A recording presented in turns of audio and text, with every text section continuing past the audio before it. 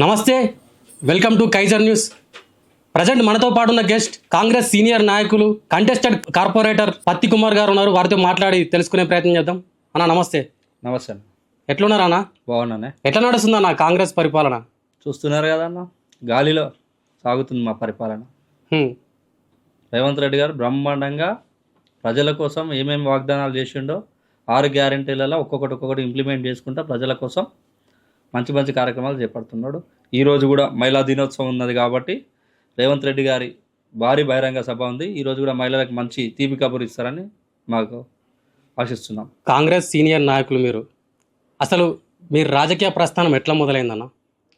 2002 కన్నా ముందు స్నేహ youth association అనేది యూత్ అసోసియేషన్ ఏర్పాటు చేసుకొని క్రికెట్ టోర్నమెంట్స్ అవి ఇవి పెట్టుకొని యూత్ పిల్లల్ని గ్యాదర్ చేసుకొని చిన్న చిన్న కార్యక్రమాలు చేసుకుంటూ అప్పుడు ఉన్నటువంటి లీడర్లని ఇన్వైట్ చేసుకుంటూ పిల్లల్ని ప్రోత్సహించిన.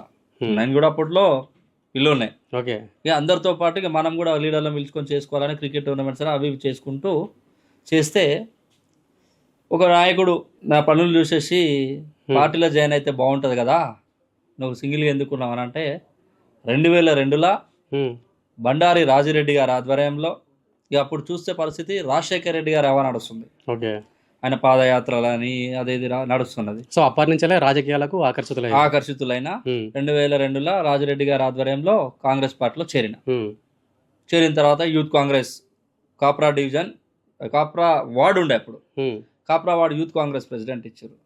అది చేసుకుంటూ ఇప్పటి వరకు వచ్చిన. సో మొత్తానికైతే రాజకీయ జీవితం ఇలా ప్రారంభమైంది. ఆ రోజు అట్లా జరిగింది. ఆ రోజు ఏ పార్టీలో పోవాలని ఆలోచించిన క్రమంలో జాతీయ పార్టీ కాంగ్రెస్ పార్టీ అయితేనే బాగుంటుంది అని చెప్పి వేరే ఆలోచన లేకుండా కాంగ్రెస్ పార్టీలో చేరిన. ఆ రోజు నుంచి ఈ రోజు వరకు కూడా కాంగ్రెస్ పార్టీలోనే ఉన్నా. సో అప్పటి నుంచి ఇప్పటి వరకు కాంగ్రెస్ పార్టీలో ఉన్నారు.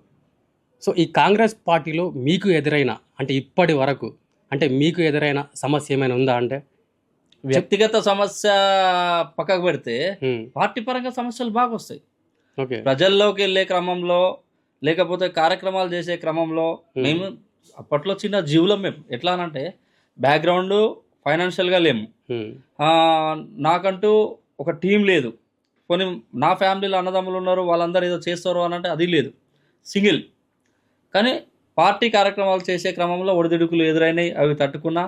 అప్పట్లో మా యూత్ కాంగ్రెస్ ప్రెసిడెంట్ ఫహీముద్దీన్ గారు ఉండే, చనిపోయింది ఇప్పుడు ఆయన. ఓకే, ఫహీముద్దీన్ గారి అనుచరులము ముఖ్యంగా ఆయనకు అట్రాక్ట్ అయిపోయి ప్రతి కార్యక్రమంలో ఆయన ఆలోచనలు ఆయన సంబంధించిన మూమెంట్స్ తీసుకొని మేము కార్యక్రమాలు చేసుకొని ఆయన ఫాలోవర్గా నేను ఆయన బతుకున్న రోజులు ఆయన ఫాలోవర్గా ఉన్నా.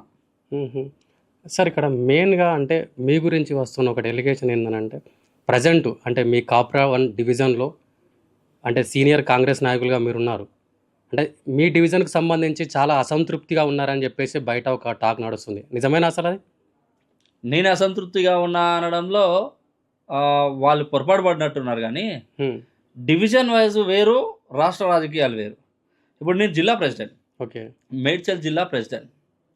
ఎలక్షన్ల ముందు కొన్ని అనివార్య కారణాల వల్ల సంబంధం లేకుండా యాజ్ అ కంటెస్టెడ్ కార్పొరేటర్ నేను కాప్రా డివిజన్కు ఓకే, నా పైన పోటీ చేసిన వ్యక్తి టీఆర్ఎస్ వ్యక్తి గెలిచిన తర్వాత ఆయన కాంగ్రెస్లో చేరే క్రమంలో ఎవరైతే చేర్చుకుంటారో వాళ్ళు కంటెస్టెడ్ కార్పొరేటర్కు సీనియర్ కాంగ్రెస్ నాయకులకు అక్కడ ఉన్నటువంటి ఎందుకు అంటే నేను ఈ వార్డు ఎందుకు ఉపయోగిస్తున్నా అంటే వాళ్ళే మా మీద పోలీస్ కేసులు పెట్టిరు. ఎక్స్ పార్టీ అప్పుడు పార్టీ వేరే ఉన్నప్పుడు వాళ్ళే కేసులు పెట్టిరు, మా వాళ్ళని ఇబ్బందులకు గురి చేసారు, ఇవన్నీ చేసారు. వాళ్ళు జాయిన్ అయ్యే క్రమంలో మాకు చెప్పి ఇట్లా జాయిన్ చేసుకుందాం, మన పార్టీ స్ట్రెంత్ పెరుగుతుంది, మన గెలుస్తాం. మీరు అక్కడ సీనియర్ నాయకులుగా ఉన్నారు, మీకు ఇన్ఫర్మేషన్ లేదు అంటే వాళ్ళు జాయిన్ అవుతున్నట్లు? అప్పుడైతే లేదు.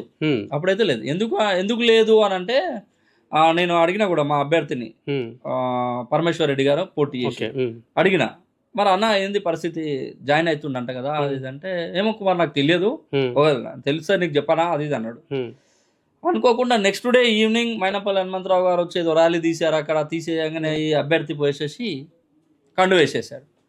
కొంచెం ఆ రోజు మాత్రం కొంచెం అసంతృప్తిగా అయితే ఉన్నా. కానీ తర్వాత నేను నా కార్యక్రమాలు నేను చేసుకున్నా, పార్టీ కలిసిపోయారు వాళ్ళతో. మీరు పార్టీకి పని చేసిన, కలిసిపోవడం ఎలా కలిసిపోతామండి? ఈ రోజు వరకు కూడా కేసులో తిరుగుతున్నాం, ఈ రోజు వరకు కూడా కేసులో తిరుగుతున్నాం. ఏ రోజు కూడా మరి కేసులు పెట్టినాము, మరి మనం అందరం కలిసి ఉందామా, కలిసి చేసుకుందామా అనే ఆలోచన అతనికి రాలేదు. ఉమ్. నా క్యాడర్ ఏదైతే ఉందో, నన్ను నమ్ముకున్న వాళ్ళు ఉన్నారో వాళ్ళకి నేను సమాధానం చెప్పుకుంటా కాంగ్రెస్ పార్టీలనే పని సో చేపిస్తున్నాను. అంటే మీరు మెయిన్గా పదవుల గురించి ఆశించారు కాబట్టి అంటే కాంగ్రెస్ పార్టీ బలోపేతానికి మీరు తోడ్పడుతుంటారు. సో మీరెందుకు కలుపుకోలేదు అతన్ని? అతను కాంగ్రెస్ పార్టీకి వ్యతిరేకం కదా, ఆయన కాంగ్రెస్ పార్టీకి మీ పార్టీలో చేరాడు కదా సార్. చేరిన తర్వాత కాంగ్రెస్ భావాలు వస్తాయని అనుకుంటారా ఎవరైనా? అబ్జర్వ్ చేయాల్సిందే కదా. ఉమ్, ఇప్పుడు అతడు ప్రభుత్వంలో ఉన్నాడు, ఉమ్, మేము పార్టీ బేసిక్లో ఉన్నాము.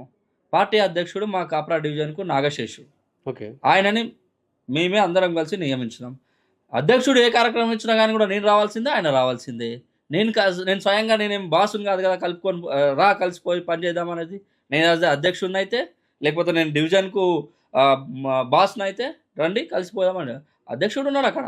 అధ్యక్షుడు ఏ కార్యక్రమం ఇచ్చినా కానీ కూడా చేసుకొని పోతున్నాం. అంటే ఇప్పుడు స్వర్ణరాజు గారు మిమ్మల్ని కలుపుకొని పోవట్లేదా? కలుపుకొని పోతలే నేను అంటలేను. అసలు నేను డివిజన్ రాజకీయాలు డివిజన్ అధ్యక్షుని మీద పెట్టేసిన అంటున్నా. స్వర్ణరాజు గారి రాజకీయాలు కాదు ఇది. స్వర్ణరాజు గారు యాజ్ అ కార్పొరేటర్ అంతే. పార్టీ ఏ కార్యక్రమం ఇచ్చినా కానీ కూడా డివిజన్ అంటే అదే డివిజన్ పరిధిలో మీరు కూడా సీనియర్ కాంగ్రెస్ నాయకులు. సో ఏంటంటే ఏదైనా విషయం ఉంటే మీ దగ్గర దాకా కూడా రావాల్సిన అవసరం ఉంటుంది కదా. ఇంపార్టెంట్ అయితే చర్చించుకుంటాం. సో అంటే ఇదివరకు ఎటువంటి ఇంపార్టెంట్ విషయం ఏమైనా చర్చించుకోవడం జరిగింది? అసలు జరిగింది. కొన్ని కార్యక్రమాలు, కొన్ని ఏదైతే డెవలప్మెంట్ వర్క్స్ ఉంటాయో, లేకపోతే డెవలప్మెంట్ కొబ్బరికాయ కొట్టిన తర్వాత పని సగం అయ్యి సగం కాలేదనుకో ఫోన్ చేస్తా. చేయగానే ఎట్లా రెస్పాన్స్ అవుతారు అసలు? మీరు ఫోన్ చేస్తే పత్తి అంటాడు. ఎందుకంటే నా పేరు పత్తి కుమార్. పత్తి చెప్పు పత్తి అంటే మాటలు ఫ్రెండ్లీగానే ఉంటాయి. ఇప్పుడు అంటే రాజకీయ వైరం ఉంటుంది, మాటలు ఫ్రెండ్షిప్ గానే ఉంటాయి, కానీ రాజకీయ వైరము ఆయనకు ఉంటుందా? వాస్తవంగా చెప్పాలంటే స్వర్ణరాజు గారికి రాజకీయం అనేది తెలియదు అని నేను అంటున్నా. రాజకీయం తెలియదని నేను అంటున్నా. ఎందుకు అంటున్నా అంటే అతను స్టార్టింగ్ నుంచి రాజకీయాలు లేవు. అంటే కేవలం మైనపల్లి హనుమంతన్న వాళ్ళ క్లాస్మేట్స్ ఆయన హనుమంతన్న త్రూ రాజకీయాలకు వచ్చి. సో ఇప్పుడు రాజకీయం తెలియదు అంటున్నారు. రాజకీయం తెలియని వాళ్ళు అంటే మీ డివిజన్లో మీ పైన ఆధిపత్యం చెలాయిస్తుంటే మీకు ఎట్లా అనిపిస్తుంది? అసలు మా మీద ఆధిపత్యం చెలాయిస్తుంది నేను అంటలేనే. మేము అసలు ఆయన లెక్కలనే తీసుకోము. కాంగ్రెస్ పార్టీ అంటే మీరు ఇక్కడ మాట్లాడేది 2 వర్షన్స్ ఉన్నాయన్న. ఇక్కడ లెక్కలకు అంటున్నారు, ప్లస్ ఇంకోటి ఆధిపత్యం చెలాయిస్తలేడు అంటున్నారు. దాన్ని ఎట్లా చూడొచ్చు అసలు? కాంగ్రెస్ పార్టీ సముద్రం. ఈ సముద్రంలో ఎంతో మంది ఎన్నో పిల్ల కాలువలు వచ్చి చేరుతాయి. కొన్ని అంటే ఇప్పుడు స్వర్ణరాజుని అని నేను అంటలేను, టోటల్ జాయినింగ్ అయిన టీం ని అంటున్నా నేను. వలసవాదుల గురించి మాట్లాడుతున్నా నేను. కాంగ్రెస్ పార్టీలో ఎవరైనా రావచ్చు పోవచ్చు, కానీ కాంగ్రెస్ పార్టీకి నమ్ముకొని పార్టీకి పనిచేసిన వాళ్ళని మాత్రం కాంగ్రెస్ పార్టీకి వలసదారులను ప్రోత్సహించింది మీ ముఖ్యమంత్రి కదా. మా ముఖ్యమంత్రి ప్రభుత్వ పరంగా వలసదారులను ప్రోత్సహించిండు అనేది మీరు అంటున్నారు. మేము అంటున్నాము వాళ్ళకి అక్కడ ఎక్కడ మా తవ్వుతే మా గోతులు బయట పడతాయో మా పరిస్థితి ఏందో అని చెప్పేసి వాళ్ళు వచ్చి మా దగ్గర జాయిన్ అవుతారని మేము అంటున్నాం. అంటే ఇప్పుడు వచ్చిన వాళ్ళందరూ వాళ్ళ తప్పులు కప్పిపుచ్చుకోనికే మా పార్టీలో చేరుతున్నారు. స్వర్ణరాజు గారు కూడా అంతే కోవకు చెందిన స్వర్ణరాజుని పదే అంటే స్వర్ణరాజు తప్పులు కప్పుకోనికి వచ్చారు. స్వర్ణరాజు కేవలం మైనంపల్లి హనుమంతరావు అన్న ఇక్కడ ఉంటే స్వర్ణరాజు గారు అక్కడ. స్వర్ణరాజుని సపరేట్ రాజకీయంగా చూడాల్సిన పని లేదు ఇక్కడ. ఎందుకంటే మైనంపల్లి గారి ఏ మాట చెప్పినా తూచా తప్పకుండా చేసే మొదటి వ్యక్తి స్వర్ణరాజు గారు. స్వర్ణరాజు గారు పదే పార్టీలు మారినా చేసినా గానీ కూడా అది కేవలం హనుమంతన్న కోసమే మారిండు తప్ప గానీ ఆయన సొంత అంటే కాంగ్రెస్ పార్టీ బలోపేతానికి అతను ఏం కృషి చేయడు అని అంటున్నారు. ఏముంది, ఆయన లేనప్పుడే ఎంపీ గారు ఎలక్షన్లా రేవంత్ రెడ్డి గారు పార్లమెంటు ఎలక్షన్లో పోటీ చేస్తున్నాడు. అంతకుముందు జరిగినటువంటి అసెంబ్లీ ఎలక్షన్లలో మా డివిజన్ వచ్చేసి 6,000 7,000 మైనస్ పోయింది. ఆ తర్వాత ఎంపీ గారు ఎలక్షన్లు ఇమీడియట్గా వచ్చిన తర్వాత అప్పుడు పార్టీలో ఎవరు లేరు, అందరూ వెళ్ళిపోయారు. బండారు లక్ష్మారెడ్డి టికెట్ రాలేదని వెళ్ళిపోయింది, ఆయనతో పాటు టీం అంతా వెళ్ళిపోయింది. నేను ఇప్పుడున్న ప్రెసిడెంట్ నాగశేషు మేమంతా ఒక టీము, మళ్ళీ చాలామంది ఉన్నాం, సాయిబాబా నగర్లో, ఇందిరానగర్లో, గాంధీనగర్లో, వీళ్ళందరం కలిసి ఒక టీం ఏర్పడేసేసి రేవంత్ రెడ్డి గారికి పనిచేస్తాం. రేవంత్ రెడ్డి గారికి పనిచేస్తే ఎప్పుడైతే మైనస్ అయిన 6,000 ఓట్లు ఉన్నాయో అది ప్లస్ అయిపోయేసి 1127 ఓట్లు మేము మెజార్టీ ఇచ్చినాం డివిజన్ నుంచి. మరి అప్పుడు బలోపేతము ఈయన లేడు కదా అప్పుడు. మరి పార్టీ కోసం పనిచేసే కరడుగట్టిన కాంగ్రెస్ పార్టీ కార్యకర్తలు అయితే కాపరా డివిజన్లో ఉన్నారు. ఈయన కోసమే పార్టీ డెవలప్ అవుతుంది, ఈయన లేకపోతే కాదు అనేది కాదు. ఇది మాత్రం పక్కా చెప్తున్నా. వస్తుంటారు పోతుంటారు, ఆయన వస్తే 10 మంది కాంగ్రెస్ పార్టీ కార్యకర్తలు ఎక్కువ అవుతారేమో, రాకపోతే తక్కువ అవుతారేమో. కాంగ్రెస్ పార్టీకి వచ్చిన నష్టమేం లేదు ఆడ. సో అంటే ఇప్పుడు రీసెంట్గా మన తెలంగాణకి ఏఐసిసి ఇన్ఛార్జ్ అంటే తెలంగాణ తరపు నుండి మీనాక్షి నటరాజన్ గారు రావడం జరిగింది. సో తను రాగానే ఒక మాట చెప్పింది, అంటే సీనియర్ కార్యకర్తలకి పెద్దపీట వేస్తా అని చెప్పేసి అన్నది. సో మీలాంటి సీనియర్ అంటే సీనియర్ నాయకులకు ఏమైనా అంటే చిన్న ఆశలు ఏమైనా చిగురించడం జరిగిందా అసలు తన రాకతోని? మీనాక్షి నటరాజన్ గారు రాకముందుకి హ్మ్. కొంతమంది రాష్ట్ర ఎస్సీ కార్పొరేషన్ కానీ ఇంకా ఎనీ కార్పొరేషన్ ఓకే. కొన్ని కార్పొరేషన్లకు చైర్మన్లను నియమించారు. అవును. అందులో కష్టపడ్డ కార్యకర్తలకే చైర్మన్లు ఇచ్చాడు రేవంత్ రెడ్డి గారు. ఓకే. మీనాక్షి నటరాజన్ గారి మెంటాలిటీ ఏదైతే ఉందో రేవంత్ రెడ్డి గారి మెంటాలిటీ కూడా అదే. కష్టపడ్డ కార్యకర్తలకే పదవులు ఇస్తా అనే ఆలోచనతో రేవంత్ రెడ్డి గారు ఉన్నారు. ఇప్పుడు ఆయనకు తోడు మీనాక్షి నటరాజన్ గారు వచ్చారు.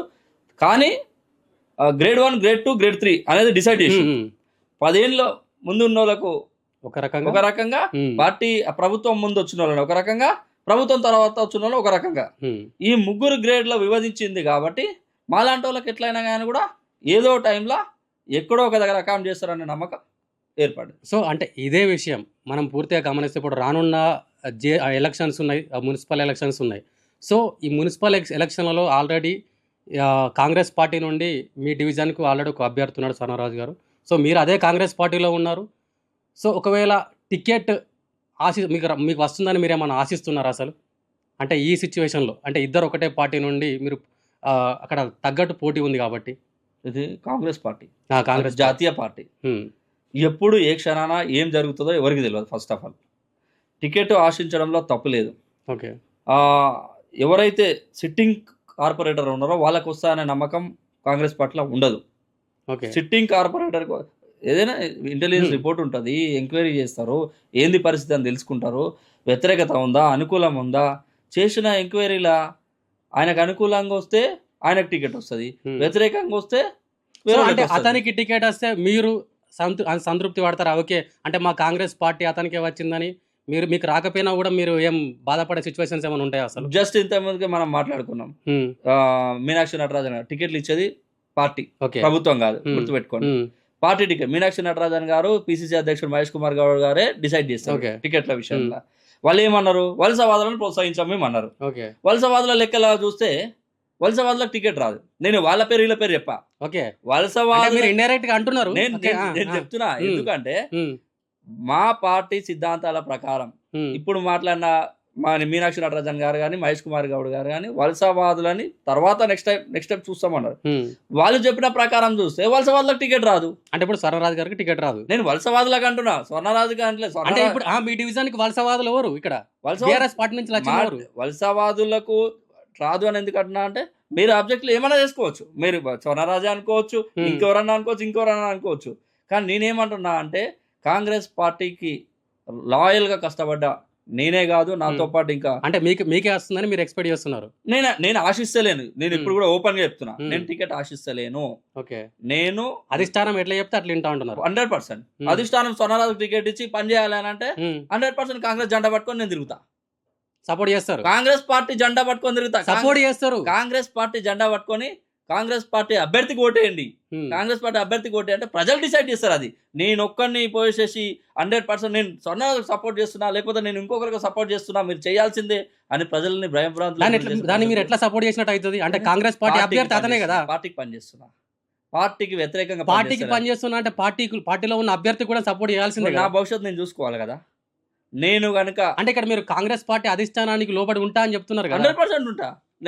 నేను 100% కాంగ్రెస్ పార్టీకి లాయల్ గా పనిచేస్తున్నా. కాంగ్రెస్ పార్టీ ఎవరిని నిలబెట్టినా, స్వర్ణరాజు కాదు ఇంకోరైనా కానీ నిలబెట్టినా నేను కాంగ్రెస్ జెండా పట్టుకొని చెయ్యి గుర్తు కొట్టేమని తిరుగుతా.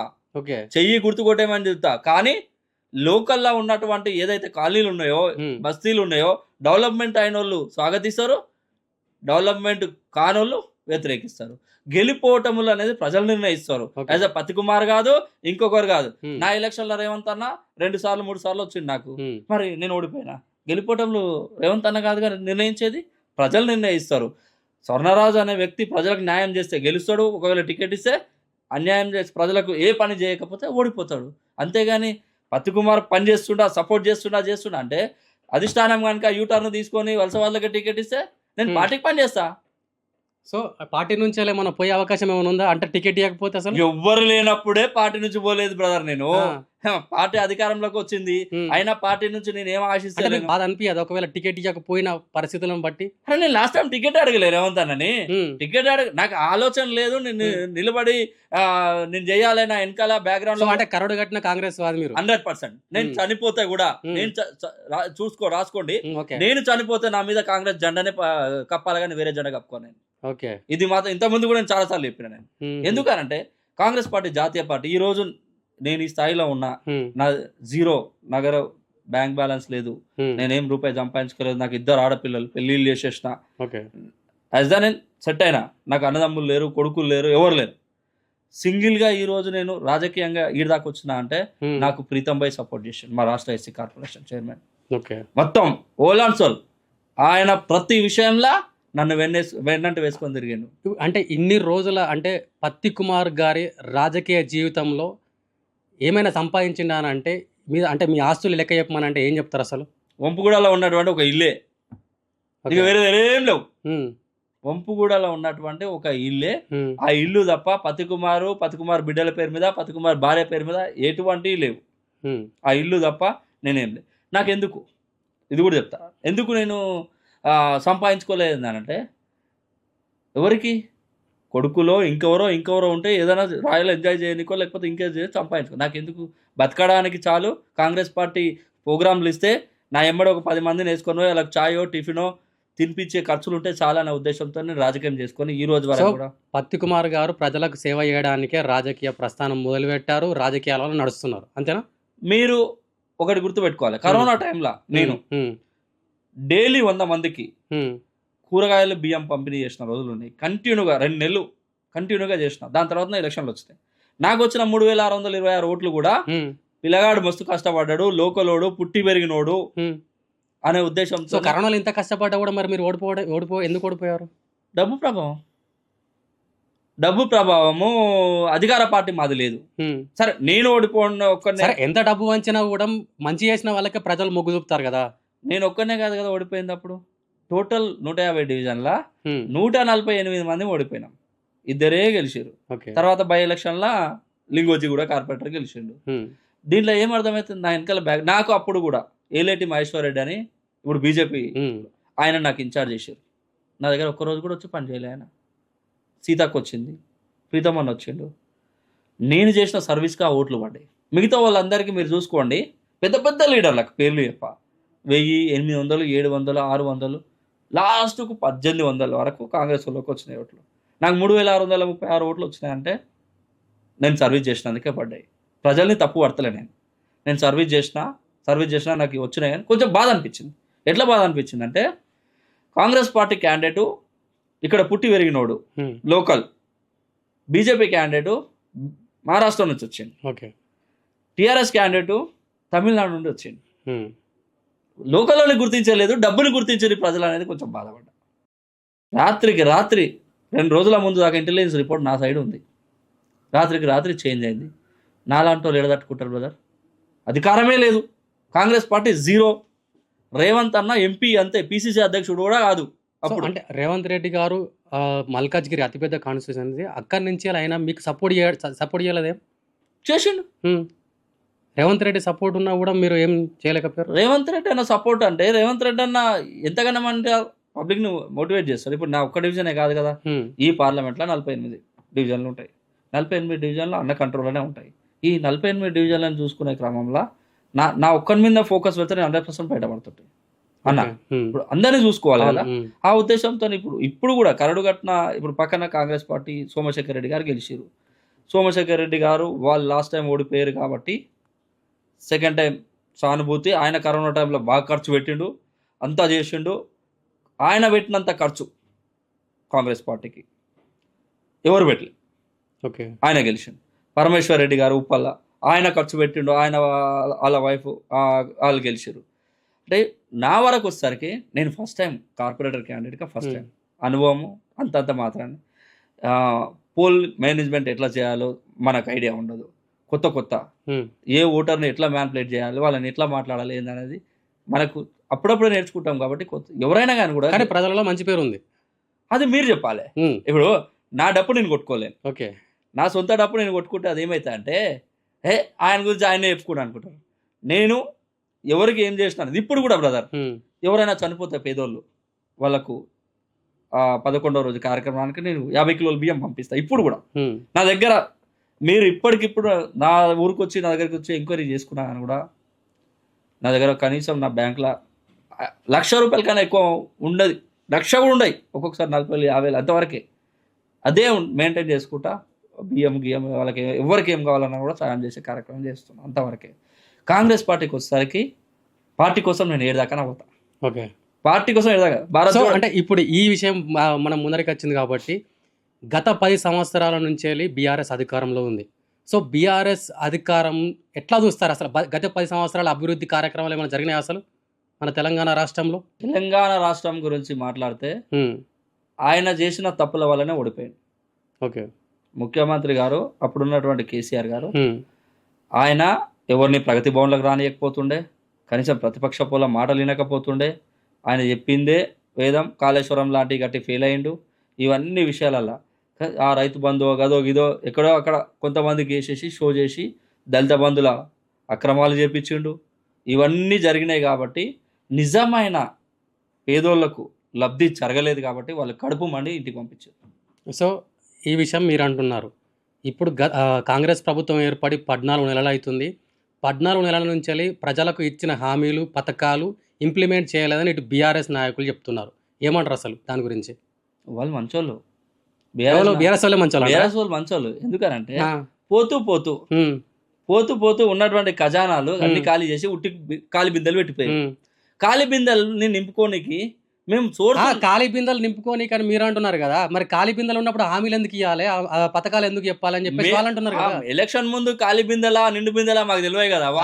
వాళ్ళ ప్రజాభవన్ లో ఉన్న ప్రభుత్వంలో ఉన్నటువంటి బిందెలు మేము చూడనీకి టైం మాకు చూడనియారు కదా. మీరు అక్కడ ఖజానా ఉందని చెప్పేసి ప్రజలకు హామీలు ఇచ్చారు. 10 సంవత్సరాల ప్రభుత్వ పాలన చేసినావు, 10 సంవత్సరాల నుంచి ప్రజలకు అదో ఇదో చేస్తున్నావు, వచ్చిన ట్యాక్సులు ఇవన్నీ కనీసం 10% 20% నిల్వ ఉంటాయేమో అని చెప్పేసి ఆలోచనతో సరే మా ప్రభుత్వంలో మేము ఎట్లా ఇంప్లిమెంట్ చేసుకోవాలి, మా ఆలోచనలు మాకుంటాయి. దాన్ని బట్టి ఇటు ప్రభుత్వం గతంలో ఉన్న ప్రభుత్వంలో మిగులు బడ్జెట్ మేము బయట నుంచి తీసుకొచ్చి మేమే వేరే బయట పోయి అప్పులు తీసుకొచ్చి ఏదో చేసి చేద్దామనే ఆలోచనతో మా ముఖ్యమంత్రి అప్పుడున్నటువంటి పిసిసి అధ్యక్షులు హామీలు ఇచ్చారు. హామీలు ఒక్కొక్కటి ఇంప్లిమెంట్ చేస్తున్నాడు కదా. మీ మనస్ఫూర్తిగా చెప్పండి అన్న, మీ గుండెల మీద చేసుకొని చెప్పండి. కాంగ్రెస్ పార్టీ ఇచ్చిన హామీలు పథకాలు ప్రజలకు వెళ్తున్నాయా? మీ గుండెల మీద చేసుకొని చెప్పండి. 100% నేను చెప్తున్నా కదా. హామీలు పథకాలు అనేది ఏవేవి ఇంప్లిమెంట్ అయినాయో అవన్నీ ప్రజల్లోకి వెళ్ళినాయి. ఆర్టీసీ బస్సు పెంచుకుందాం, ఆర్టీసీ బస్సు 100% ఇంప్లిమెంట్ అయింది. మీరే చూస్తారు. ప్రతి మహిళ బస్సు ఎక్కిపోతుంది, ప్రతి మహిళ ఎక్కడికైనా వెళ్ళిపోతుంది, ఎక్కడ టికెట్ తీసుకున్న దాఖలు లేవు. గ్యాస్ వస్తుంది 500. చెప్పినట్టు మేము ఇంప్లిమెంట్ చేసిన ఏవైతే ఉన్నాయో మిగతా అయితే చేయలేదు, చేస్తాం అవి కూడా ఇంప్లిమెంట్. ఇంకెప్పుడు చేస్తారా అంటారు? ఆల్రెడీ సంవత్సరం 14 నెలలు దాటిపోతుంది. ఇదే మాట అప్పట్లో కేసీఆర్ అడిగితే ఇప్పుడే పెళ్లి చేసుకుంటే అప్పుడే అవుతుందా అని మాట్లాడినమ్మ కూడా ఆయన కేసీఆర్ అప్పుడు. మరి మేము మాట్లాడితే వేరే అంటే లేదు, అంటే మీరే చెప్పిన మాట కదా. ముఖ్యమంత్రి రేవంత్ రెడ్డి గారు ఏం చెప్పారు? గెలిచిన సంవత్సరం లోపు ఇవన్నీ అమలు చేస్తా అని చెప్పారు కదా. ఒక్కొక్కటి ఇంప్లిమెంట్ చేసుకుంటాం కదా మేము. ఇంకా అడ్మినిస్ట్రేషన్ లా ఉన్నటువంటి ఏవైతే పాతకాల అప్పుడున్నటువంటి ఆఫీసర్లు ఎవరైనా అయితే ఉన్నారో వాళ్ళని మేము సెటిలైట్ చేసుకొని ఒక్కొక్కటి పథకం ఇంప్లిమెంట్ చేసుకునే ప్రక్రియ జరుగుతూనే ఉంది. మా బట్టి విక్రమార్క గారు సీరియస్ గా పనిచేస్తున్నారు, ముఖ్యమంత్రి వారు సీరియస్ గా పనిచేస్తున్నారు. ఇంకేం కావాలంటే వీళ్ళకు ఏదో ఒకటి మొత్తం కొండందవి ఎలకని పట్టే ప్రక్రియ మొదలు పెట్టేసేసి అదో ఇదో అని మాట్లాడుతున్నారు. కానీ వాళ్ళు 10 సంవత్సరాల అధికారం అనుభవించి ఇప్పుడు ఏదో చెవుగోసిన మేకనో దానిలాగానో ఎగురుకుంటా తిరుగుతున్నారు. కానీ ఈ రోజు వరకు కూడా చెప్తున్నా కదా 100% కామన్ మ్యాన్ ఎవరైతే ఉన్నారో ప్రజలకు ఏడాందిందని ఒకటి రైతు రుణమాఫీ ప్రజలు అది మొత్తం రుణమాఫీ జరిగిందా? అసలు రైతు రుణమాఫీ జరగలేదని చెప్పేసి బీఆర్ఎస్ వాళ్ళు ప్రజలంటలేరు కదా. నేనేమన్నా ప్రజలంటలేరు కదా, బీఆర్ఎస్ వాళ్ళు 100 అంటారు. ఇప్పుడు నేను కూడా ప్రతిపక్షంలో ఉన్నప్పుడు నేను 100 లక్షలు అన్నా. నేను అదే అంటే ప్రజలతోనే మాట్లాడిపిస్తా, నువ్వు ఎక్కడికంటే అక్కడికి వస్తా సవాల్ విసురుతున్న ముఖ్యమంత్రి రేవంత్ రెడ్డికి సవాల్ విసిరిర్రు. మీరు ఏడికంటే ఆడికి వస్తా, ఒకవేళ ఆ ఊర్లో రుణమాఫీ జరిగితే మేము రాజీనామా చేస్తామని చెప్పేసి మాట్లాడుతున్నారు వాళ్ళు. ఈ రోజు కేటీఆర్ గానీ హరీష్ రావే గానీ ప్రజలలో మాట్లాడిస్తా అంటే టీఆర్ఎస్ కార్యకర్తలతో మాట్లాడిస్తారు వాళ్ళు. మొన్న ఏమైంది లగ్జర్లలో వాడు ఏం చేసిండు, కలెక్టర్ని తీసుకొని పోసేసి అక్కడ ఉన్నటువంటి ఒక లీడర్ ఎవరు టీఆర్ఎస్ లీడర్ కలెక్టర్ రండి సార్ అని రైతేషం వేసుకొని వచ్చి కలెక్టర్ ని తీసుకొని వచ్చి కలెక్టర్ మీద దాడి చేసే అప్పుడు ఎవరు వాళ్ళు చేసినట్టు టీఆర్ఎస్ వాళ్ళు చేసినట్టు లగచర్లలో రైతులకు అన్యాయం జరగలేదంటారా? ఏది అన్యాయం జరిగింది ప్రభుత్వంతో ఏ రకంగా మాట్లాడాలనేది అంటే అన్యాయం జరిగిందని ఒప్పుకుంటున్నారు. అన్యాయం జరిగితే ప్రభుత్వంతో ఏ రకంగా మాట్లాడాలి అనేది అదో వర్షన్ ఉంటది, ఏ పద్ధతిలో పోవాలనేది అది ఉంటది. అంతేగాని డైరెక్ట్ కలెక్టర్ మీద దాడి చేయాలని చెప్పి ఏ చట్టంలో లేదు కదా. కలెక్టర్ ఆ జిల్లాకు బాసు, ఆయన ఏ కలెక్టర్ అయినా కానీ కూడా ఒక నిజంగా గరీబోడు పోయినా కానీ కూడా కలెక్టర్ ఆయన చెప్పేది మొత్తం వింటాడు. అంటే ఇప్పుడు అక్కడ లగచర్లలో రైతులకు అన్యాయం జరుగుతుంటే రైతుల పక్షాన పోరాడింది మేము, రైతులకు అంటే మేము పోరాడితేనే రైతులకు న్యాయం జరిగిందని చెప్పేసి వాళ్ళు చెప్తున్నారు కదా. ఇప్పుడు ఒక రాయేస్తాం, ఓకే, రాయి తగిలితే నేనే కొట్టినా అంటాం, తగలేకపోతే నాకు సంబంధం లేదంటాం. ఇప్పుడు హైకోర్టు ఏదో ఆర్డర్ ఇచ్చింది, మేము కూడా కోర్టు, ప్రభుత్వం కూడా కోర్టుకు పోతుంది. సరే, అది ఫైనల్ డిసిషన్ వచ్చినప్పుడు మాట్లాడాలి కానీ ఇప్పుడు ఏదో హైకోర్టు స్టే ఇచ్చింది దానికి మేము ఏదో సంబరాలు చేసుకుంటామంటే కాదు కదా. సరే, ఇదేదో సామరస్యంగా మరి అప్పుడే కలెక్టర్ గారి మీద దాడి చేయకుండా అప్పుడే ప్రభుత్వంతో మాట్లాడి ఈనకపోతే కోర్టుకు పోవచ్చు కదా. మరి అప్పుడు ఎందుకు పోలేదు అంటే వెనకాల ఆ ఎమ్మెల్యే ప్రమేయం ఉంది, ఎమ్మెల్యే కూడా జైలు పోయినా అందరికి తెలుసు. సరే, దాని గురించి చర్చ పక్కన పెట్టేద్దాం. కానీ నేనేమంటున్నా అంటే ఎవరికైనా అన్యాయం జరిగితే ఈ రోజు అడ్మినిస్ట్రేషన్ ఆఫీసర్లు ఎవరైనా కానీ కూడా కాంగ్రెస్ పార్టీ సిద్ధాంతం ఏంటంటే ప్రతి ఒక్క పేదవాడికి పనిచేస్తుంది కాంగ్రెస్ పార్టీ, గతంలో కూడా చేసింది. సరే, మీరు కాంగ్రెస్ పార్టీ సపోర్ట్ చేస్తుందని అంటున్నారు, అడ్మినిస్ట్రేషన్ ఉందని చెప్పేసి అంటున్నారు, ప్రజాభవన్ పెట్టారు, ప్రజలకు అంటే ఎటువంటి సమస్య వచ్చినా ప్రజాభవన్కి రావాలి, అక్కడ వినతి పత్రం ఇవ్వాలని చెప్తున్నారు. అక్కడికి వెళ్ళినా అంటే సామాన్య ప్రజలకు న్యాయం జరుగుతలేదని చెప్పేసి కూడా ఒక వార్త బయటకు బాగా వస్తుంది. అది ఎంతవరకు నిజం? అది ఎవరు చెప్తున్నారు? ప్రజలే చెప్తున్నారు. ప్రజలు చెప్తలేదు, నేను చెప్తున్నా, ప్రజలు చెప్తలేదు. ఏ జిల్లాకో ఆ జిల్లా, ఎక్కడ ఏ ప్రాబ్లం వస్తే ఆ ప్రాబ్లం. అక్కడ చిన్నారెడ్డి గారు ప్రజాభవన్ ఇన్ఛార్జ్ చిన్నారెడ్డి గారు ఉంటున్నారు. మా డిపార్ట్మెంట్ నుండి ఎస్సీ కార్పొరేషన్ నుంచి కూడా ఒక ఆఫీసర్ పోయి అక్కడ, ప్రతి ఒక్క డిపార్ట్మెంట్ నుంచి ఆఫీసర్లు పోయి అక్కడ ఉంటున్నారు. రెవెన్యూ అయినా, పోలీస్ అయినా, ఇంకేదైనా ఏ ప్రాబ్లం వచ్చినా కూడా పిటిషన్ తీసుకుంటున్నారు, సంబంధిత అధికారులకు సంబంధిత జిల్లాకు పంపిస్తున్నారు. 100% నేనేమంటున్నా, 100%లా 100% పరిష్కారం అయితే కావు. కొన్ని కోర్టు కేసులు ఉంటాయి, కొన్ని వేరే వాళ్ళ మధ్యలో డిస్ప్యూట్లు ఉంటాయి. 60% పనులు అయితే 100% అవుతున్నాయి. కానీ ఎవరైతే మొత్తుకుంటున్నారో వాళ్ళు టీఆర్ఎస్ పార్టీ ఏజెంట్లు అయితే తప్ప మిగతా వాళ్ళు కామన్ మ్యాన్ మాత్రం ఎవరు మొత్తుకోవట్లేదు. సరే, ఇప్పుడు మీరు అన్నారు కాబట్టి నేను చెప్తున్నాను, మన రీసెంట్గా అంటే ఈడ ప్రజాభవన్కి పట్టించుకోకపోతే గాంధీ భవన్ మెట్ల మీద కూర్చొని ఒక రైతు ధర్నా చేశాడు. సో దాన్ని ఎట్లా చూస్తారు మరి? అంటే అతను కూడా బీఆర్ఎస్ కార్యకర్తనే అంటారు. అసలు ఇప్పుడు నేనేమంటున్నా, ఆ రైతుకు ఏం కష్టం వచ్చింది, ప్రజాభవన్లో పట్టించుకోలేదు. సరే, మీరు అన్నట్టే ప్రజాభవన్లో పట్టించుకోలేదు. ఆ అసలు రైతుతో మాట్లాడితే కదా తెలిసేది. ఆ రైతు అక్కడ మెట్ల మీద కూర్చొని ఏదో నిరసన దీక్ష చేసిండో, ఇంకా దాని పేద భూతాతం పెట్టి చూపించారు. కానీ ఆ రైతు సమస్య వినాలి కదా. ఫస్ట్ ఆ రైతు సమస్య వినాలి అంటే ఇప్పుడు టీఆర్ఎస్ పార్టీ వాళ్ళైనా కాంగ్రెస్ పార్టీ వాళ్ళైనా మా మంత్రుల దగ్గరకు వస్తే 100% వింటారు మా మంత్రులు. ఎందుకు, మేము గాంధీ భవన్లోనే మేము మంత్రులతో ముఖాముఖి పెట్టినాం కదా. గతంలో పెట్టిరు ఎవరన్నా? పెట్టలే కదా. సమస్యల పరిష్కారం చేయడం ముందడుగులో 100% మా మంత్రివర్గం ఉంది. మా ముఖ్యమంత్రి వారు అయితే సీరియస్గా ఉన్నారు. ప్రజలకు ఎటువంటి ఇబ్బంది లేకుండా చూసుకోవాలని చెప్పి ముఖ్యమంత్రి గారు కూడా తాపత్రయపడుతున్నాడు. కాకపోతే బడ్జెట్ పైసలు లేవు, ఉన్న పైసలని ఖాళీ చేసిపోయారు. దాన్ని ఎట్లా పూడ్చాలి, రాష్ట్రాన్ని ఏ రకంగా ముందడుగు వేయాలి, భవిష్యత్తులో ప్రజలకు ఎటువంటి ఇబ్బందులు కలగకుండా చూసుకోవాలనే ఆలోచనతో మాత్రం 100% సీఎం, డిప్యూటీ సీఎం గారు అయితే 100% ఉన్నారు. సో ఇంకొక విషయం మాట్లాడితే ఇక్కడ మెయిన్గా రైతు భరోసా 15,000 ఇస్తా అని చెప్పేసి అన్నారు, 12,000 ఇస్తున్నారు. ఇప్పుడు ఇచ్చిన పథకం ఇది న్యాయం అయితే ఇక్కడ రైతులు ఏమంటున్నారు, ఇక్కడ ఇచ్చిన పథకానికి న్యాయం లేదని చెప్పేసి అంటున్నారు. ఏమంటారు అసలు మీరు? అదే నేనేమంటున్నా, మీరు అన్నది వాస్తవమే. 12,000 ఇచ్చా, గతంలో ఇచ్చింది కూడా ఇయ్యకపోతే ప్రభుత్వానికి చెడ్డ పేరు వస్తుంది. ఓకే, ఉన్న డబ్బులు ఏవైతే ఉన్న డబ్బులు ఫస్ట్ ఆఫ్ ఆల్ రైతులకైతే ఇప్పుడు వాళ్ళకు ఆ టైంకి ఇవ్వకపోతే ఆ టైంకి ఇవ్వకపోతే వాళ్ళు ఏం చేసుకోలేరు. వ్యవసాయం వాళ్ళు ఏమైనా కొనుక్కొచ్చుకోవాలన్నా ఏమైనా చేసుకోలేని పరిస్థితి వాళ్ళు చేసారు. కానీ ఇచ్చిన మాట ప్రకారం ఒక రోజు లేట్ కావచ్చు. కానీ అంటే ఈ రైతు భరోసా విషయంలో కేసీఆర్ గ్రేట్ అని చెప్పేసి రైతులు మాట్లాడుతున్నారు. రైతులు మాట్లాడతలేరు, మాట్లాడలేడా? ఇప్పుడు రైతులే అని చెప్పేసి బయట పబ్లిక్ కదా, మీకు తెలియదా? సోషల్ మీడియా పెయిడ్ బ్యాచ్ వాళ్ళది. బీఆర్ఎస్ ప్రభుత్వం, ఆయన టీఆర్ఎస్ తీసేసి బీఆర్ఎస్ పెట్టిందే ఆయనకు చుట్టుకుంది. టీఆర్ఎస్ ప్రభుత్వం పెయిడ్ బ్యాచ్. ఎవరైతే పేడ్ బ్యాచ్ తో అంటే వహిస్తారు. ఇప్పుడు మాట్లాడేది కరెక్ట్ రైతులు కాదంటారా? ఎవరు 100% కాదు. ఉమ్, మా ప్రభుత్వంలో ఉమ్. రేవంత్ రెడ్డి గారి పాలనలా రైతులు సంతోషంతోనే ఉన్నారు. రైతులు ఏ వీళ్ళందరూ ఏ రకంగా సంతోషంతో ఉన్నారో ఒక మాట చెప్పండి. మేమిచ్చే పథకాలు ఏమున్నాయో ఉమ్. 100% వాళ్ళ దాకా చేరుతున్నాయి. కాకపోతే కొంచెం అటో ఇటో అవుతుంది కానీ 100% అయితే పనిచేస్తున్నారు. 100% పనిచేస్తున్నాయని మీరు అంటున్నారు. సో అంటే రైతు రుణమాఫీ లేదు, రైతు భరోసా టైంకు లేదు. మీరు అంటున్నారు వస్తున్నాయి, కానీ ఏ టైంకి వస్తున్నాయి? సంవత్సరం లోపు ప్రకటిస్తా అని చెప్పేసి అన్నారు. యాసంగి వరకు ఇస్తా అని చెప్పేసి యాసంగి టైంకి ఇస్తా అన్నారు. యాసంగి టైంకి ఇవ్వలేదని చెప్పేసి ఇక్కడ రైతులు ఆవేదన చేస్తున్నారు. ఎట్లా చూడొచ్చు అసలు మరి? ఇప్పుడు ఉమ్, రేవంత్ రెడ్డి గారి ప్లేస్ లా ఇంకొకరు ముఖ్యమంత్రి ఉంటే, మా పార్టీ పక్కన పెట్టి ఉమ్. వేరే ప్రభుత్వం ఉంటే, ఉమ్, రేవంత్ రెడ్డి గారు ఇవి కూడా ఆ ముఖ్యమంత్రులు ఇవి కూడా చేయకపోతుండే.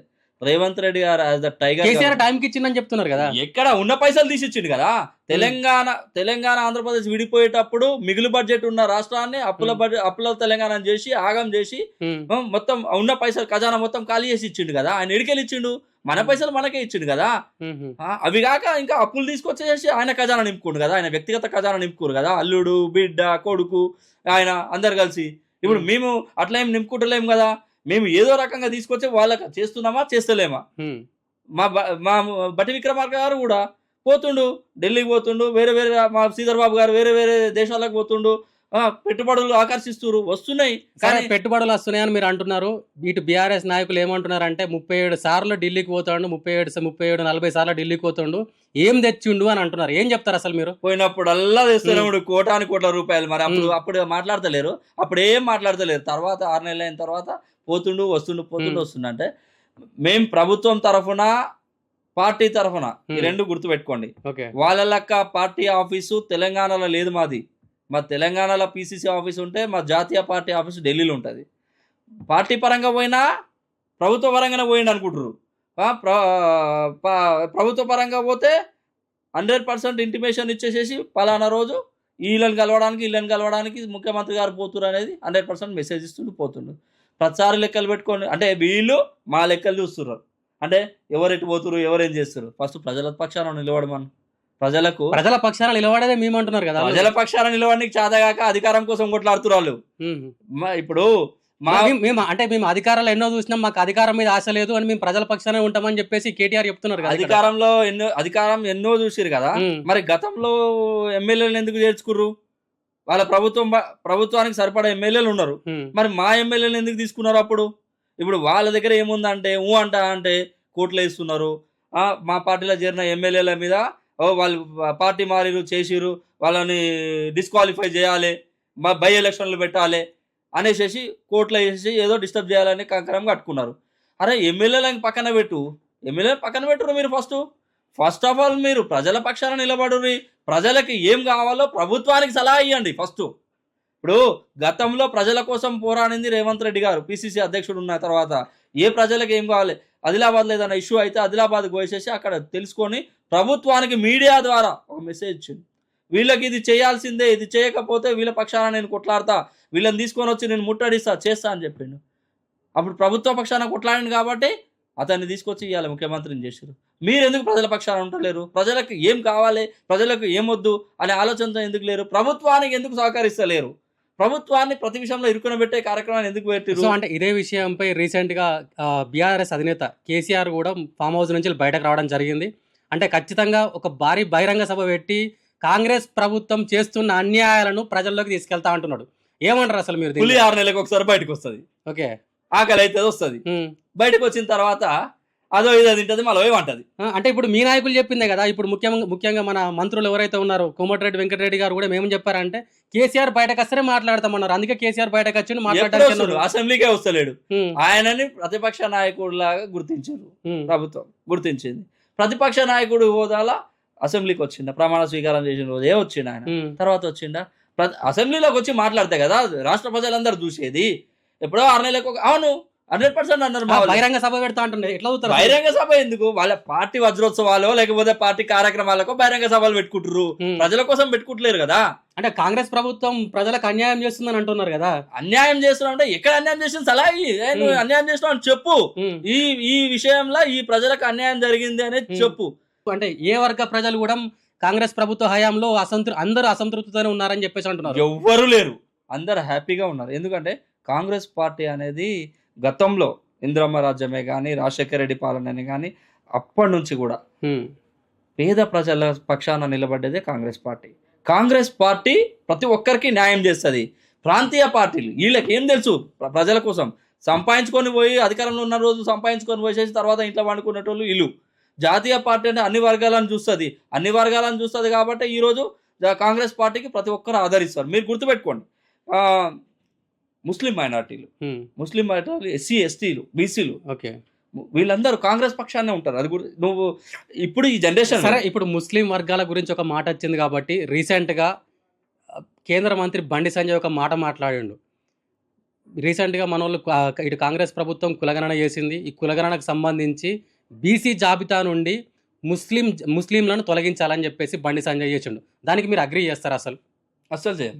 ఎందుకు చేయమంటే ఇప్పుడు వాళ్ళని బీసీలో చేర్చింది ఎవరు? ముస్లింలని గత ప్రభుత్వమే కదా.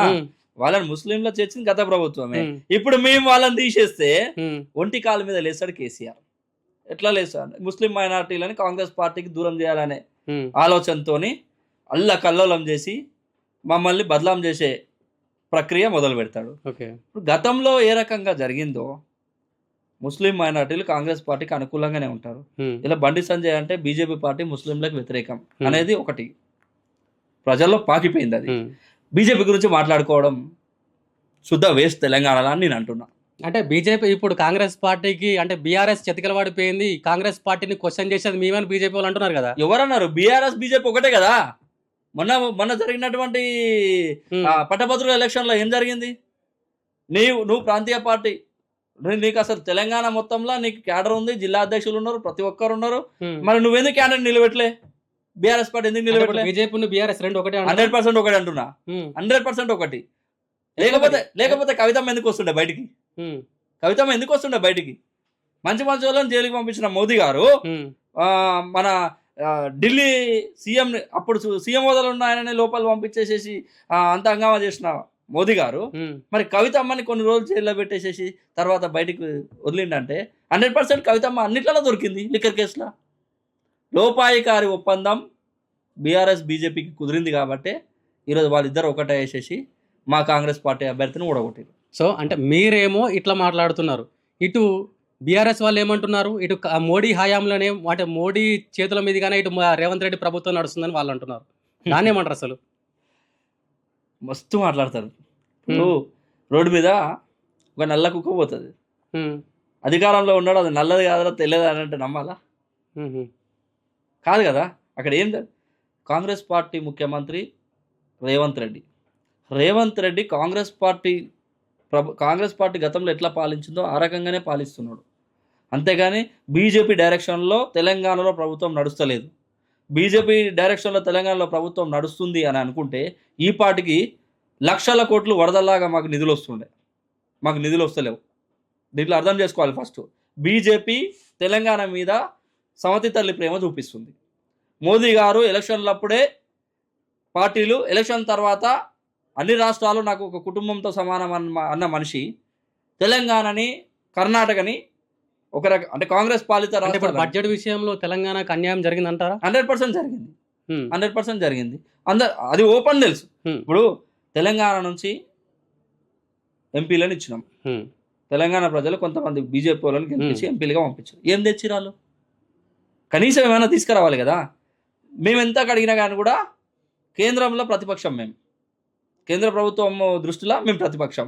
వీళ్ళకి ఇస్తే మనకేం పేరు వస్తుందన్న ఆలోచనతో వాళ్ళు మాకు మొండి చేయి చూపించారు. మరి మీరన్నా కొట్లాడి, సరే మీరు రేపు పొద్దుగాల ఇదే ప్రజలకు సేవ చేయాలనే ఆలోచన మీకుంది, ప్రభుత్వాన్ని నడపాలి, నెక్స్ట్ రాబోయే తరాల్లో మా బీజేపీ ప్రభుత్వం వస్తాయని కలలుగంటారు, కానీ మీరు కాదు, కానీ మీరు ఆలోచిస్తారు. ఆ ఆలోచించినప్పుడు మీరు కనీసం ఎంతో అంత తెలంగాణ కేటాయించమని చెప్పి అక్కడ కొట్లాడాలి కదా. మరి మీరు ఏం కొట్లాడకపోతే మిమ్మల్ని గెలిపించే ఏం లాభం ఈడ? సో ఇప్పుడు బడ్జెట్ లేదు తెలంగాణలో అని అంటున్నారు. ముఖ్యమంత్రి రేవంత్ రెడ్డి గారు రానున్న రోజుల్లో పెద్ద పెద్ద పథకాలను తీసుకొస్తున్నాడు. ఇటు మూసి ప్రక్షాళన అయినా, ఇటు మెట్రో విస్తరణ అని చెప్తున్నాడు. సో ఇప్పుడు బడ్జెట్ లేని క్రమంలో దాన్ని ఎట్లా సాధ్యమవుతుంది? అసలు కేంద్రాన్ని మెడల్ వంచి తీసుకొస్తారు రేవంత్ రెడ్డి గారు. ఓకే, ఇప్పుడే అడ్మినిస్ట్రేషన్ని సెట్ చేసుకొని తెలంగాణ రాష్ట్రంలో ఉన్నటువంటి టోటల్ అడ్మినిస్ట్రేషన్ని ఒక తాటిపైకి తీసుకొచ్చే పనిలో నిమగ్నమై ఉన్నాడు రేవంత్ రెడ్డి గారు. ఇది అయిపోగానే 100% కేంద్రం మెడలు వంచి తెలంగాణకు నిధులు తీసుకొస్తాడు. ఇది మాత్రం 100%. రేవంత్ రెడ్డి గారి మీద పూర్తి నమ్మకం ఉంది మాకు. ఓకే, 100% తెలంగాణ డెవలప్ చేసే ఏకైక వ్యక్తి ఉన్నాడు అని అంటే తెలంగాణ వచ్చిన తర్వాత. సో 100% ఇవన్నీ పూర్తయితే అని అంటున్నారు. పూర్తయితే అని నేను ఒకటి మాకున్న పరిధిలా ఎంతవరకు చేయాలో అంతవరకు చేస్తాం.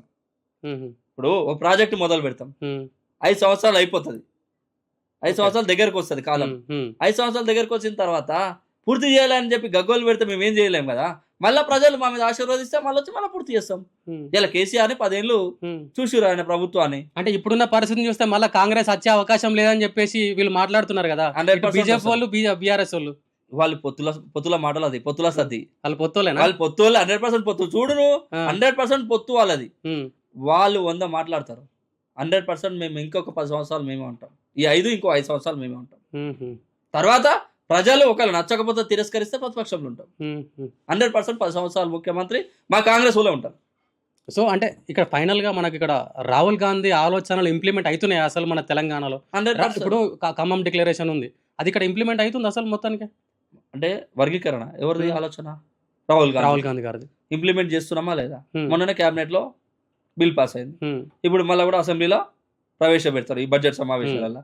రాహుల్ గాంధీ గారు ఇచ్చిన మాట 100% రేవంత్ రెడ్డి గారు తూచా తప్పకుండా దాన్ని ఇంప్లిమెంట్ చేస్తాడు. సో ఇక్కడ వర్గీకరణ అంశం వచ్చింది కాబట్టి వర్గీకరణలో తప్పులు ఉన్నాయని చెప్పేసి రీసెంట్గా మందకృష్ణ మాదిగ గారు మాట్లాడడం జరిగింది. సో మీ ఇక్కడ ఎస్సీలకు సంబంధించి అంటే ఖచ్చితంగా ఈ ఎస్సీ వర్గీకరణలో అన్యాయం జరిగింది అసలు? ఇప్పుడు నేను ఒక మాట చెప్తున్నాను. నేను ఎస్సీలలో ఉపకులం మాది. ఓకే, బేడబ్బుగా జంగం మాది. మాలాంటి వాళ్ళు అంటే తెలంగాణ రాష్ట్రం మొత్తంలో ఎట్లుంటున్నాయి అంటే ఎస్సీలు అంటే మాలా మాదిగా అనేది ఒక ప్రొపకాండ వచ్చేసింది. వీళ్ళే మా ఎస్సీలు అంటే మాలా మాదిగానే అంటే మిగతా ఏవైతే ఉన్నాయో 56 కులాలు, ఈ కులాలు అనేది మనుగడలో లేవు. ఎస్సీ వర్గీకరణ వచ్చిన తర్వాత మా చిన్న చిన్న కులాలకు గుర్తింపు వచ్చింది. మందకృష్ణ మాదిగ గారు ఆయన మాట్లాడిన దానికి ఏంటంటే మాదిగ జాతి ఇంతమంది పాపులేషన్ ఉండే, కానీ మీరు ఇంత తక్కువ చేసి చూపించారు, దీని మీద ఆలోచన చేయండి అని సీఎం గారి అపాయింట్మెంట్. అంటే ఒక మాట ఇది గుర్తుపెట్టుకోండి, మందకృష్ణ మాదిగ గారు బీజేపీకి సపోర్ట్ చేసిండు గతంలో. ఓకే, గతంలో. ఇప్పుడు నేను అనేది వర్గీకరణ ముందు గురించి మాట్లాడుతున్నాను. చేసిండు. మేము కూడా ఆయన బీజేపీ పార్టీ కార్యకర్త లాగానే మేము చూసినాం. ప్రతిదీ కౌంటర్ ఇచ్చుకుంటా చేసుకుంటున్నాం. మా ముఖ్యమంత్రి కనుక కక్షగట్టాలని ఆలోచన ఉంటే వర్గీకరణ విషయంలో ఇంకా తక్కువ చేసి చూపించి నాకు అపాయింట్మెంట్ కూడా ఇవ్వకపోతుండే. అందరూ మన వాళ్ళే, అందరిది వినాలనే ఆలోచనతో మందకృష్ణ గారికి అపాయింట్మెంట్ ఇచ్చి ఆయనని పిలుచుకొని కూర్చోబెట్టుకొని ఆయన చెప్పే సమస్యలని సావధానంగా విని దాన్ని మళ్ళా రీవెరిఫికేషన్ అనేసి మళ్ళీ కూడా ఛాన్స్ ఇచ్చి చేసిండు. వర్గీకరణ విషయంలో 100% ఎటువంటి అన్యాయం జరగలేదు, ఇబ్బంది జరగలేదు. కాకపోతే మా మాల సోదరులు వాళ్ళు ఏం చేస్తారు అంటే వర్గీకరణలో మాకు అన్యాయం జరుగుతుంది అంటారు. అంటే తర్వాత వాళ్ళు రియలైజ్ అయ్యి ఏం చేస్తారు, వర్గీకరణలో మన వాట మనకు వస్తుంది, ఎవరి వాట వాళ్ళకు వస్తుంది అనే ఆలోచనతో వాళ్ళు కూడా సైలెంట్ అయిపోయారు. ఆ విషయంలో ఎటువంటి డిస్టర్బెన్స్ కాలే. ఈ ఎస్సీ వర్గీకరణకు సంబంధించి మందకృష్ణ గారి పోరాటంతోనే ఎస్సీ వర్గీకరణ జరిగిందనంటే మీరు దానికి అగ్రీ చేస్తారా? 100% చెయ్య. ఎందుకు చేయరు? ఆయన ఏం చేసిండని? 30 సంవత్సరాల నుంచి పోరాడే అతనే కదా. 30 సంవత్సరాల నుంచి ఉన్నప్పుడు ఏ ప్రభుత్వం చేయలేదు. 10 సంవత్సరాలు బీఆర్ఎస్ ఉండే, అంతకుముందు ఉమ్మడి ఆంధ్రప్రదేశ్ ఉండే, అప్పుడు చంద్రబాబు నాయుడు పీరియడ్ కూడా ఉండే. మరి అప్పుడు కానిది ఇప్పుడు చేసిండు అంటే మా కాంగ్రెస్ పార్టీ చేసింది. అది మందకృష్ణ గారి పోరాటము, వాళ్ళ పోరాటం. మందకృష్ణ గారు ఏం చేసిర్రు అంటే మందకృష్ణ గారి ప్రమేయం లేదంటారా మొత్తానికి? దేనికి?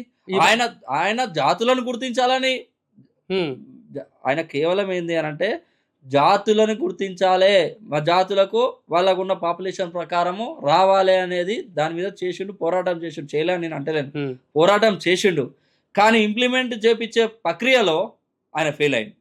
ఇంప్లిమెంట్ చేపించే ప్రక్రియలో ఆయన ఫెయిల్ అయ్యిండు, ఏ ప్రభుత్వంతోనైనా. కానీ మా రేవంత్ రెడ్డి గారు, మా రాహుల్ గాంధీ గారు ఇచ్చిన మాటకు కట్టుబడి రేవంత్ రెడ్డి గారు ఇంప్లిమెంట్ చేసి చూపించిండు. కానీ ఇదే నేను మందకృష్ణ మాదిగ గారిని నేను ఒక మాట అడగదలుచుకున్నా. నేను ఆయన స్థాయి అంటే ఆయన పెద్ద స్థాయి, ఆయన చాలా కులాలకు న్యాయం చేసిండు, మహానుభావుడు. కానీ అదేం నరేంద్ర మోదీతోనే నువ్వు ఆలింగనం చేసుకున్నావన్నా, ఉమ్, మరి బీజేపీ పాలిత రాష్ట్రాల్లో వర్గీకరణ ఎందుకు ఇంప్లిమెంట్ చేపిస్తలేవని అడుగుతున్నాను నేను. ఓకే. ఈరోజు బీజేపీ నరేంద్ర మోడీ గారు ప్రధానమంత్రి, ఆయన నీకు అత్యంత సన్నిహితుడు. భారీ బహిరంగ సభలో అన్న మన జాతికి ఎక్కడో తీసుకొని పోయినావు, ఒక ప్రధానమంత్రి మా నాయకుడిని, మా జాతి బిడ్డని ఆలింగనం చేసుకున్నారు అనేసి చర్చ మస్తు జరిగింది. కానీ బీజేపీ పాలిత ప్రాంతాల్లో ఎందుకు ఇంప్లిమెంట్ ఎస్సీ వర్గీకరణ చేపిస్తలేవు అనేది నేను అడుగుతున్నాను. అంటే దీంట్లో నువ్వు ఫెయిల్ అయినట్టే కదా. మరి అక్కడ ఫెయిల్ అయినావు అంటే ఇక్కడ నువ్వు ఇంప్లిమెంట్ చేసిన క్రెడిట్ నీకు దక్కదు కదా. ఇక్కడ మా రేవంత్ రెడ్డి గారు, మా ముఖ్యమంత్రి గారు, మా రాహుల్ గాంధీ గారు చెప్పిన మాట ప్రకారము ఎస్సీ మాదిగా ఉపకులాలకు అన్యాయం జరుగుతుంది, వర్గీకరణ 100% చేయాల్సిందే, ప్రభుత్వం రాగానే చేసి చూపియాలంటే ప్రభుత్వం వచ్చినాక ఈ ప్రక్రియ మొదలుపెట్టి సాధించి చూపించింది. సో అంటే ఇప్పుడు జరిగిన ఈ ఎస్సీ వర్గీకరణకు సంబంధించి అందులో కొంత తప్పులు ఉన్నాయి, సరిదిద్దుకోవాలని చెప్పేసి కూడా మందకృష్ణ మాదిగ గారు ప్రభుత్వాన్ని కోరడం జరిగింది. అసలు అంటే జరుగుతుందా, అంటే ఏమైనా తప్పులు ఉంటే సరిదిద్దుతారా? దిద్దకపోతే ఊకోడు కదా మందకృష్ణ మాదిగ గారు. అంటే మందకృష్ణ మాదిగ ప్రమేయమే లేదంటున్నారు కదా మీరు. నేనేమంటున్నా, ప్రతి ఒక్క విషయంలో సామాన్యుడైన అగ్రభాగాన ఉన్నటువంటి ఏ పెద్ద నాయకులైనా వాళ్ళ సమస్య ఏది ఉన్నా కానీ కూడా మరి రేవంత్ రెడ్డి గారు వింటారు. వినేసేసి అది సరిదిద్దాల్సి వస్తే సరిదిద్దాడు, సరిదిద్దలేని పక్షంలో సరిదిద్దలేమని చెప్పేస్తాడు. కానీ మందకృష్ణ మాదిగ గారు చెప్పిన దాంట్లో న్యాయం ఉంటే 100% సరిదిద్దాడు, అలా న్యాయం లేకపోతే సరిదిద్దారు. ఇది మాత్రం పక్క. సో ఇంకొకటి, మందకృష్ణ మాదిగ గారి 1,00,000 డప్పులు 1,000 గొంతులు అది కావాలనే క్యాన్సిల్ చేశారని చెప్పేసి బయట టాక్. అది నిజమేనా? మేమెందుకు క్యాన్సిల్ చేస్తామన్నా, మేమెందుకు క్యాన్సిల్ చేస్తాము? మేము అసెంబ్లీ పెట్టేసేసి వర్గీకరణ బిల్లు పాస్ చేయించినందుకు వీళ్ళు 1,00,000 డప్పులు 1,000 గొంతులు తీసుకొస్తే రేవంత్ రెడ్డి గారికి ఏడ క్రెడిట్ పోతా అని చెప్పి వాళ్ళు క్యాన్సిల్ చేసుకురు. అది మేము ఇంప్లిమెంట్ చేసినాం. ఇంప్లిమెంట్ చేసిన తర్వాత నువ్వు 1,00,000 డప్పులు 1,000 గొంతులు తీసుకొచ్చి ఏం చేస్తావు? నువ్వే 1,00,000 డప్పులు 1,000 గొంతులు చేసిన తర్వాత మేము ఇంప్లిమెంట్ చేస్తే నా భయానికే చేసిరని నువ్వు చెప్తుంటివి. కాంగ్రెస్ పార్టీ చేసేది కాంగ్రెస్ పార్టీ అకౌంట్లో పడాలి ఆ క్రెడిట్, కానీ మేము చేసింది ఇంకోరు అకౌంట్లో పడితే మేము ఎందుకు కూకుంటామన్నా? మేము కష్టపడి ఎస్సీ వర్గీకరణ మొత్తం కాంగ్రెస్ పార్టీ క్రెడిట్ 100%. రాహుల్ గాంధీ గారు, రేవంత్ రెడ్డి గారు క్రెడిటే. ఎస్సీ వర్గీకరణ మొత్తం చేసు క్రెడిట్ మొత్తం వాళ్ళిద్దరిదే. మాకు మాదిగా ఉపకులాలకు న్యాయం జరుగుతుంది, రేవంత్ రెడ్డి గారి వల్లనే న్యాయం జరుగుతుంది అని చెప్పి 100% విశ్వసిస్తున్నాం మేము. ఇది మాత్రం పక్క. సో అంటే ఇప్పుడు ఈ రానున్న రోజుల్లో అంటే నార్మల్గా ఈ ఎస్సీ వర్గీకరణకు సంబంధించి ఖచ్చితంగా అంటే మీ తరపున, అంటే మన ఈ కాంగ్రెస్ పార్టీ తరపు నుంచి వెళ్ళి పోరాడిన వ్యక్తులు అని అంటే ఎవరి పేరు చెప్తారు మీరు ముందుగా ఎస్సీ వర్గీకరణ గురించి? అంటే ముఖ్యమంత్రి రేవంత్ రెడ్డి గారితో మాట్లాడడానికి కాంగ్రెస్ పార్టీలో ఎస్సీ వర్గీకరణ గురించి అంటే సంపత్ కుమార్ అన్న, మా ప్రీతం అన్న, వీళ్ళు ముందు వరుసలు అయితే ఉన్నారు 100%. మళ్ళీ దామోదర్ రాజనరసింహ గారు, మంత్రివర్గ ఉపసంఘం వాళ్ళు ప్రజల పక్షాన, పార్టీ పక్షాన ముఖ్యమంత్రి గారి దృష్టికి ప్రతి సమస్య తీసుకోవడంలో మాత్రం సంపత్ కుమార్ అన్న ఉన్నాడు, ప్రీతం అన్న ఉన్నాడు. వీళ్ళు మాత్రం 100% ముందు వరుసలో ఉన్నారు.